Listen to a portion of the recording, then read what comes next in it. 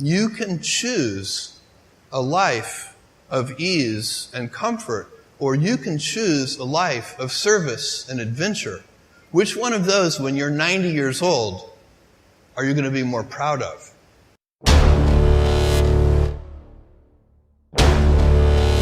Important, isn't it? That's really good. A guy like you. No matter how good we are, we can still be better. You can always be better. Customers have a divine discontent, and they teach you if you listen to customers. So we watch for that, and we see patterns, and we can find places where it's not working, something's going wrong, and that's really how I get the feedback, is from customer input. And often, in all caps, angry, you ruined my child's birthday because the gift didn't show up on time. And we take that, and what you really want to do is you take that, it's an anecdote, it's a single example, but you need to find the root cause. What went wrong deep inside the system? How did this happen? Because then you can fix it for everyone so that that particular problem will never happen again. You don't just fix the symptom, you have to fix the root cause. And that's been the secret to our operational success for 20 years. Important, isn't it? That's really good. A guy like you. There are a lot of things that are a waste of time. When you think about your life, I often tell people that I work with, if you can get, because people have very high standards for how they want their work life to be, and I said, look, if you can get your work life to be where you enjoy half of it, that is amazing, because very few people ever achieve that. Because the truth is, everything comes with overhead. That's reality. Everything comes with pieces that you don't like. You could be a Supreme Court justice, and there's still going to be pieces of your job you don't like. You can be a university professor, and it's still going to be, you have to go to committee meetings, and you have to do every job comes with pieces you don't like. And we need to say, that's part of it. And not resent those pieces, or try not to, but also try to minimize them.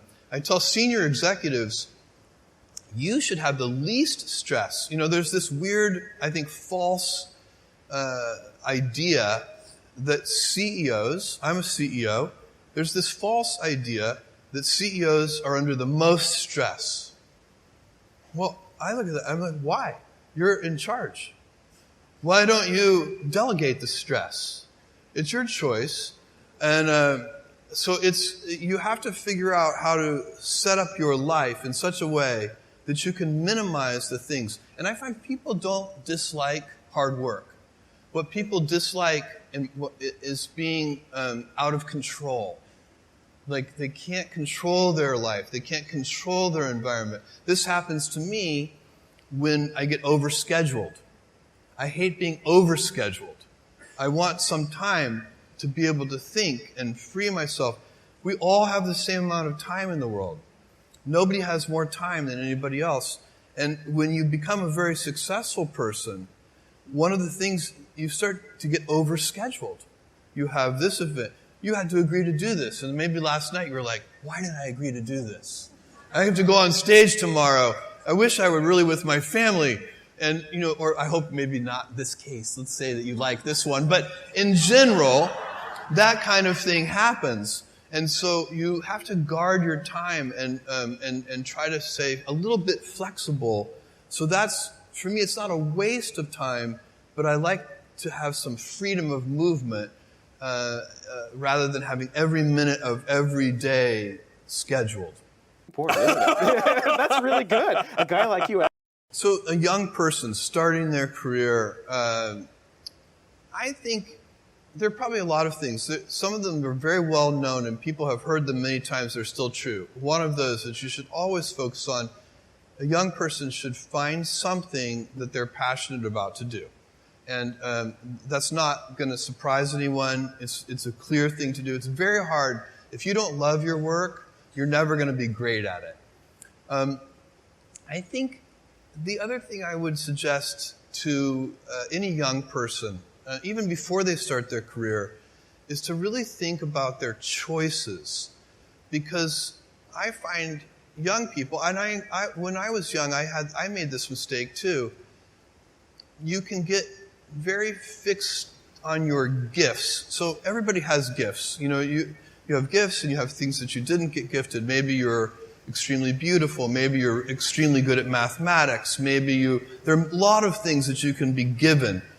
But those things can confuse you because they're not the things that construct your life. It's your choices that construct your life, not your gifts. You can celebrate your gifts. Be proud of them. Be happy of them. Actually, don't be proud of them. Be celebratory of them. But you can't be proud because they're gifts. They were given to you. You didn't earn them. You can only be proud of the things you earn. And so, as I got older, I started to realize I wasn't proud of my gifts. I was always good at school. School was always easy for me. And I was always proud that I was a great student. I got A's in all my classes. I was good at math, all of that. And I thought that's who I was. But it's not true. Those are the things that are gifts. What was hard for me is deciding to work hard, deciding to use my gifts in certain ways, to challenge myself, to do things that I didn't think I could do, to put myself in uncomfortable situations. I would say to a young person, you can choose a life of ease and comfort, or you can choose a life of service and adventure. Which one of those, when you're 90 years old, are you going to be more proud of? Important, isn't it? That's really good. A guy like you. We only have a few principles at Amazon, kind of core values that we go back to over and over again. And if you looked at each of the things that we do, you would see those run straight through everything. So the first one, and by far the most important one, is customer obsession. And we talk about it as customer obsession as opposed to competitor obsession. And I have seen over and over again companies talk about that they're customer focused, but really when I pay close attention to them, I believe they are competitor focused. And that's just a completely different mentality. By the way, competitor focus can work, but I don't think it works in the long run as well as customer focused. For one thing, once you're the leader, if your whole culture is competitor obsessed, it's kind of hard to stay energized and motivated if you're out in front. Whereas customers are always unsatisfied. They're always discontent. They always want more. And so no matter how far you get out there in front of your competitors, you're still behind your customers. So they're always pulling you along. So customer obsession is a deep principle that underlies everything we do. Important, isn't it? That's really good. A guy like you. And so the real question for me is, how do you go about maintaining a day one culture? It's great to have the scale of Amazon. We have financial resources. We have lots of brilliant people. We can accomplish great things. We have global scope. We have operations all over the world. But the downside of that is that you can lose your nimbleness. You can lose your entrepreneurial spirit. You can lose that kind of heart that small companies often have.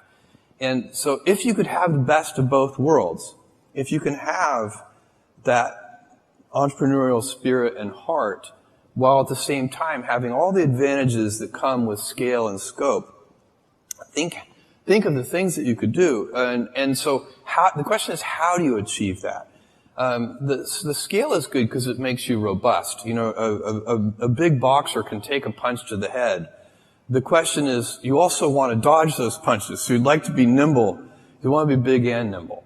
And I find that there are a lot of things that are protective of the day one mentality. I already spent some time on one of them, which is customer obsession.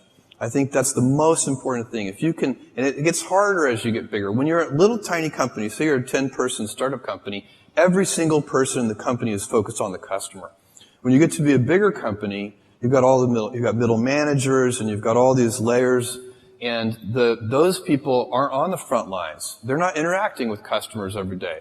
They're insulated from customers, and they start to manage not the customer happiness directly, but they start to manage through proxies like metrics and processes, and some of those things can become bureaucratic. So it's very challenging.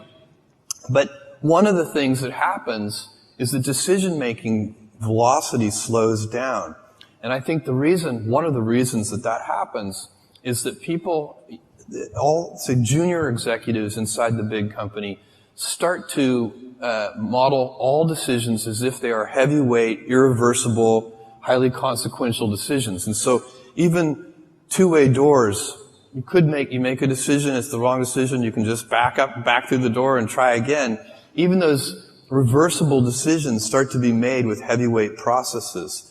And so you can teach people that these pitfalls and traps, and then teach them to avoid those traps. And that's what we're trying to do at Amazon, so that we can maintain our inventiveness and our heart and our kind of small company spirit, even as we have the scale and scope of a larger company. Important, isn't it? That's really good. A guy like you.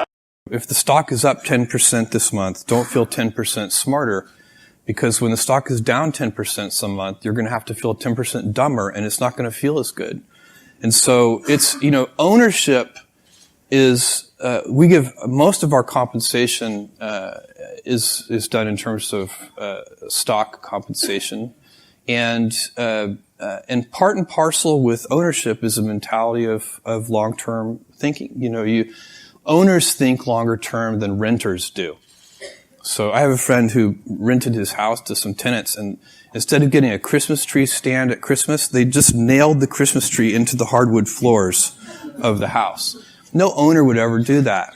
And, but sometimes that's a bad tenant. They're good tenants, but that's a bad tenant. And it's because, this is the same old thing about, nobody ever washed a rental car.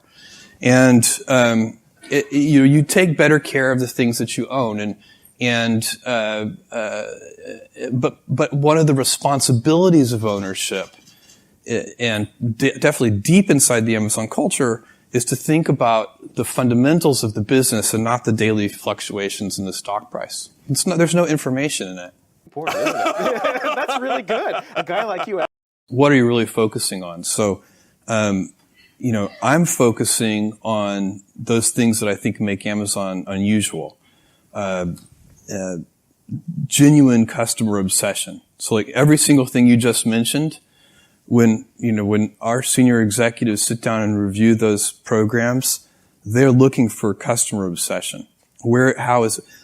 Second one that we're focused on is invention. We don't like to do Me Too offerings. We'll be inspired by something we see in the world. We're not hermetically sealed, but we want to put our own twist on it. We want to try to do something better for customers that's pioneering. So where is the invention? Why is this going to be better for customers than whatever is serving that need in the world today? And then a willingness to think long term. So I'm very focused on those things, and also the operational excellence, reducing defects at their root. Those are the things. That's the culture of Amazon. It's the habits that we have. Those are the things I'm focused on. And those are the things that all of our senior people